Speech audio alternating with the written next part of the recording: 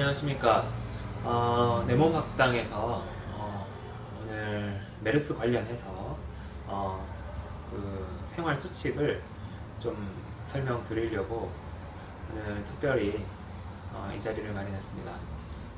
지금 나라가 메르스 때문에 지금 상당히 지금 시끄러운데요.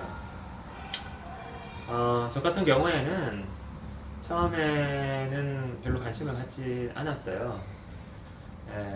여러분들 생각하시는 것보다는 그렇게 이제 그 메르스나 신종플루 이런 생활 질환에 대해서 이렇게 처리할 수 있는 방법을 많이 알고 있기 때문에, 근데 지금 그런 얘기를 다 할 수 있는 상황은 아니고, 지금 제가 그 만성염증과 암의 비밀을 풀다 그 가립구의 미스테리에 대해서 이야기를 진행하고 있는데, 지금 저희가 지금 동영상이 지금 한 거의 예상으로는 한 50개에서 한 100개, 한 30분짜리로 한 50개 정도에서 100개 정도가 이렇게 올라갈 것 같아요. 근데 지금 중간에 대국민 홍보나 이런 부분들에 있어서 잘 이해 못하고 부족한 부분이 많이 있는 것 같아서 제가 이렇게 한번 설명을 한번 드리려고 합니다. 지금 메르스와 지금 신종플루가 지금 차이 나는 거는 병원에 대한 신뢰 문제입니다. 지금 신종플루 때는 그래도 병원에 대해서 신뢰를 하고 병원에 맡기고 사람들이 이제 병원에서 이렇게 치료를 받기도 하고 이렇게 했었는데, 지금은 의료 체계 자체가 지금 조금 지금 모호한 상태라서 까딱 잘못하다가는 좀 위험한 상황이 생기지 않을까 지금 좀 걱정이 되고 있습니다. 제가 옛날 2006년경에 저희 첫째 지금 아이가 중3인데요. 지금 첫째 아이가 지금 6살 때 고열 독감에 대해서 자연치유를 시도했습니다. 이유는 뭐 병원에 가는 게 싫어서 그런 건 아니고, 약을 잘 소화하지 못하는 사람이었어요. 저와 제 가족들도 마찬가지인데요. 약이 이렇게 트러블이 많이 생깁니다. 위장에서 트러블이 많이 생겨서 감기약이나 이런 걸 잘 먹지 못하기 때문에 제가 의학을 공부한 이유기도 했고, 그래서 제가 그 방법을 찾아내면서 연구도 물론 하고 굉장히 그때는 좀 힘들었어요. 지금은 이제 여러분들이 메르스와 관련해서 이런 일이 만약에 가정에 생긴다거나 아니면은 또 길을 가실 때도 불안하죠. 마스크를 쓰고 다니는 분들이 많은데요. 모든 것이 불신으로 이어지고, 뭐 영화 감기에서처럼 상당히 지금 이런 부분들이 이제 많은 대중들에게는 공포로 다가와 있습니다. 저는 벌써 2006년경에 이 감기 고열 독감의 원리에 대해서 이렇게 조금 많이 이렇게 트레이닝이 되고, 그리고 가족들도 생활법을 찾아서 지금 걱정은 크게 하지 않는 상황입니다. 설사 걸리더라도 치료할 수 있는 방법들을 약 통해서 혹은 약 없이도 치료할 수 있는 방법들에 대한 많은 가능성 있는 사실들을 알고 있거든요. 제가 지금 가립구에 대한 연구를 했고, 물론 염증과 암에 대해서도 물론 많은 걸 얻어냈지만 이런 급성 감염이나 이런 거에 있어서도 생활상에 도움이 되는 방법들을 사실 많이 알게 됐어요. 가령 예를 들어서 환자분들이 이렇게 환자분들이 아니라 요즘 잘 모르는, 아직도 모르고 있는 내용이 있죠. 가을에 되면 한절기가 되면 감기가 걸리는가, 이제 그런 부분들에 대한 것들도 과학적으로 지금 많이 정리가 끝난 상태고, 지금 이제 순차적으로 공개를 하다 보니까 시간이 많이 소요가 될 것 같은데요. 지금 동영상의 차례가 좀 순서가 있기 때문에 지금 제가 좀 말이 길었습니다. 일단 좀 현 상황에 대해서 의사의 한 사람으로서 매우 우려와 지금 깊은 괴로움을 느끼고 있습니다. 이유는 병원을 찾지 못하고 각자 이제 격리돼서 자기 집에 있으라는 거잖아요. 저 집에 있으면서 어떻게 해야 될지 모르고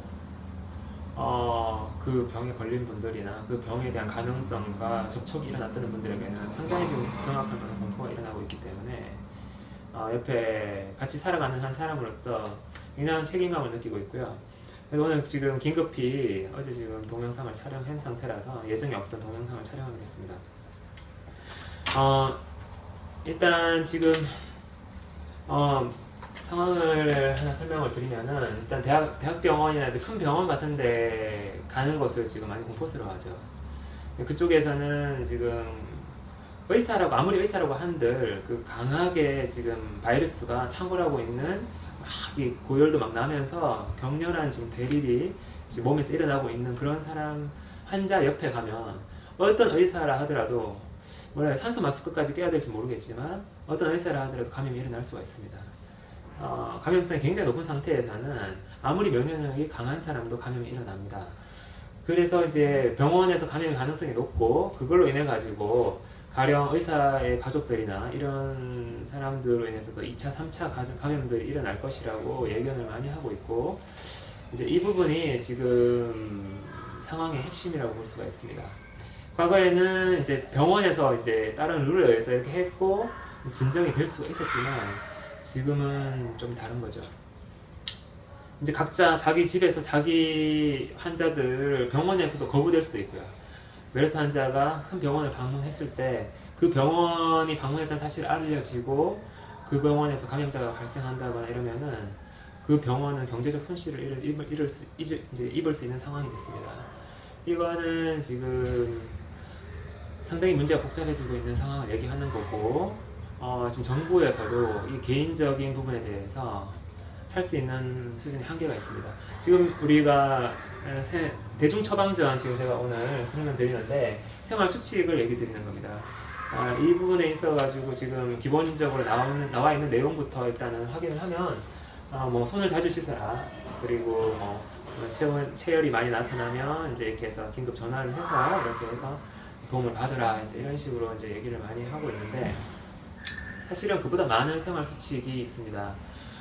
이런 집단 감염증에 있어서 도움이 되는 많은 감염증이 있습니다. 제가 조금 이따가 하나씩 간단한 설명과 함께 적어 드릴 거고요. 일단 지금 예상으로는 꼭 예전의 상황과 비슷해요. 예전에 우리가 감기나 이런 의료기관이 별로 없을 때, 그 마을에서 하나밖에 없는 뭐 한의원이나 아니면은 병원을 찾아가서 약을 받아오죠. 그래서 약을 정성스럽게 다려서 각 집에서 각 환자들을 치료하는 것처럼 지금 그런 상황이 펼쳐질 가능성이 없습니다. 환자를 의료기관 자체에서 꺼려하게 되고, 의사 자신들도 지금 그 감염으로부터 지키기 위해서 지금 고민해야 되는 상황이 있다 보니까, 그 병을 치료하고 싶으면은 그 가족 중에 한 사람이 약을 받으러 가야 되는 겁니다. 그래서 다려서, 그리고 그 집 안에서 그것을 어떻게 처리를 하고 막아내야 되는 거죠. 그리고 그 바이러스의 불을 꺼야 되는 거죠. 그 바이러스와 그 고열의 불을 꺼야 됩니다. 지금 그런 상황이 펼쳐질 가능성이 많고, 이게 지금 뭐 적절히 진정된다면 다행이지만, 그렇지 않다면 여러분 지금 이제 그런 상황으로 약만 받을 수 있는 상황으로 가게 될 수가 있고, 어차피 지금 대중들 간에는 많은 이렇게 접촉이 일어나고 있기 때문에 많은 사람들이 그런 문제를 고민해야 되고, 자기 자식, 자기 부모님, 자기 가족을 치료하기 위해서 자기가 그 환자 앞에 접근을 해야 되고, 환자 옆에 서 있으면 간호를 해야 되는 그런 상황으로 펼쳐질 수가 있습니다. 지금 향후 뭐 한 2주 정도면 진정될 수 있는 가능성이 높다라고 알려져 있지만, 제가 연구하고 알려진 바에 의해서 추정을 해본 데는, 제가 생각할 때는 비가 자주 오는 장마철이 될 가능성이 많습니다. 그때쯤 되면은 소강 상태를 빚을 가능성이 높아요. 메르스의 기세가 꺾일 가능성이 높아집니다. 자연적으로도 운이 좋으면 이런 것들은 자연적으로 지나가거든요. 근데 지금 어떻게 될지는 잘 모르고, 좀 잠복했다가 다시 또 창궐하고 하는 과정들이 이어질 가능성이 높고, 지금 매우 중요한 시점으로 판단됩니다. 지금 6월 5일이기 때문에 장마 시점을 알아봤는데요. 6월 말경, 중부지방 같은 6월 말경이고, 아래 좀 남부지방 같은 6월 15일경에 장마가 온다고 얘기가 되어 있더라고요. 비가 자주 오면 메르스의 기세가 꺾일 가능성이 높습니다. 지금 제가 관련된 자료들을 다 이렇게 면역부터 시작해서 이런 병의 원리를 많이 연구해 본 결과, 이런 예상이 되고 앞으로 한 2주 정도가 진짜 중대한 시점이 될 수가 있습니다. 첫 번째 생활 수칙을 알려드리겠습니다.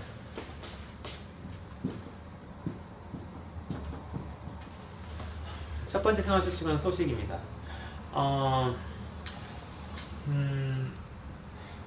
열이 많은 음식 중에서 가령 초콜릿, 찐득찐득한 빵, 과자, 매우 단 음식, 이런 가공식품류를 피해야 되고요.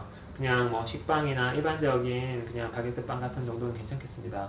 그리고 지방이 많은 닭고기나 쇠고기 같은 이런 음식들을 좀 삼가해 주시고, 열량이 많죠. 열량이 많은 음식을 줄여야 됩니다.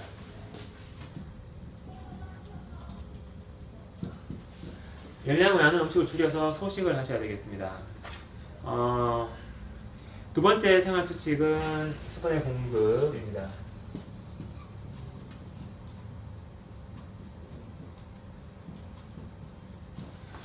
생수라고 하면은 라이브 워터고 정수되면 퓨리파이드 워터인데 미네랄 워터가 좋겠습니다.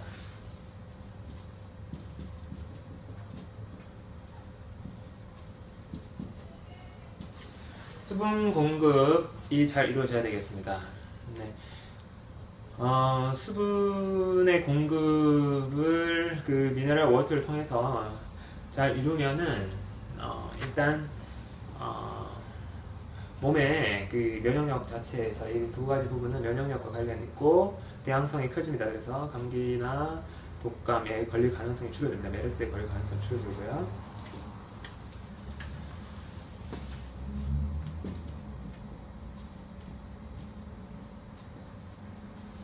세 번째는 환기입니다. 환기를 자주 시켜주십시오. 방 안에 발병 가능성이 있든 없든 지금 바깥 공기는 그렇게 차지 않습니다. 그러니까 환기를 통해서 집안에 조금 이렇게 감기가 들리는 사람이 있다고 할 때는 그 바이러스들을 조금 주변으로 날려줘야 됩니다. 그래서 환기, 그러니까 폐쇄 공간을 만들지 말라는 얘기죠.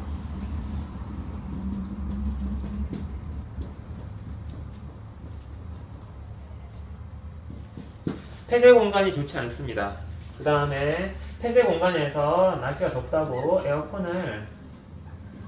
에어컨을 하는 것, 에어컨을 너무 많이 쬐는 것도 좋지 않겠습니다. 차라리 그 햇빛이 있는 곳에서 산책을 한다거나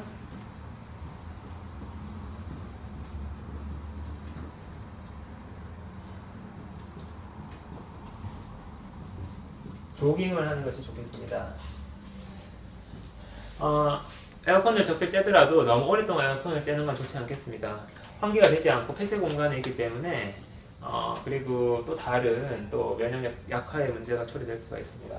햇빛, 산책, 조깅 이런 걸 통해서 햇빛 있는 데서 조금 바깥에서 걸어 다니는 게 좋고요. 바깥을 나가지 않는 것은 또 그렇게 좋지는 않습니다. 바깥을 나가면서 넓은 공간에서 있으면은 발병 환자가 옆에 근처에 있더라도 큰 문제가 되지 않습니다. 너무 두려워하지 마시고 너무 폐쇄 공간을 좀 피하십시오.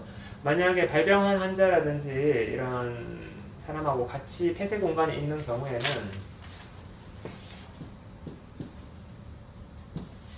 5m 이내에 발병을 한 환자가 있을 경우에, 예를 들어서 이제 발열이 되고 있는 환자, 그냥 발열 외부 증상이 없는 사람들은 전염력이 약합니다.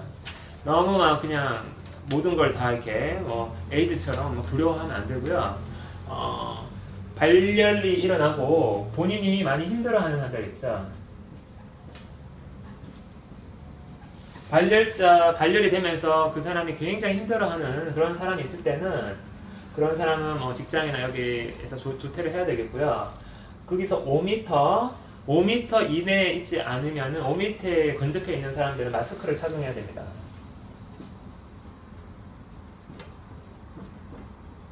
마스크를 착용하고 그쪽 건물에 환기를 자주 시켜주셔야 되겠습니다. 바이러스를 외부로 날려야 되겠습니다. 5m 밖에 있을 때는 꼭 마스크를 착용하지 않아도 됩니다. 그렇지만은 공공장소에서 마스크를 착용하는 것은 추천되지 않겠습니다. 공공장소라는 것은 탁 트인 넓은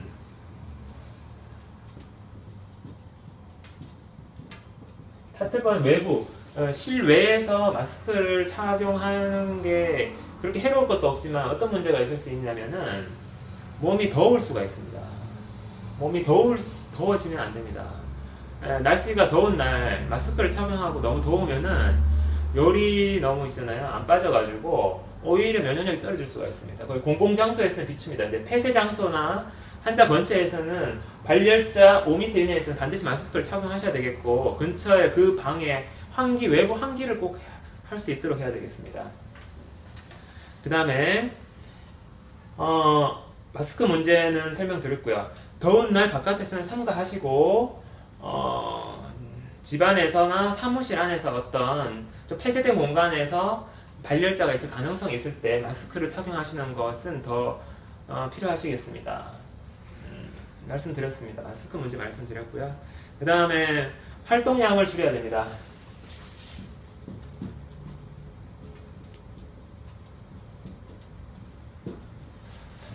특히나 지능을 쓰는, 머리를 쓰는 활동을 줄여야 됩니다.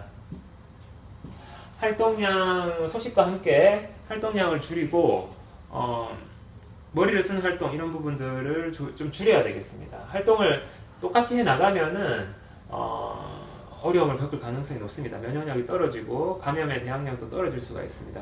지금 얘기하는 거는 병이 걸리지 않은 일반적인 분들에 대한 생활수칙을 말씀드리는 겁니다. 그리고 날씨가 맑은 날에는 옷을 좀 시원하게 입어야 됩니다.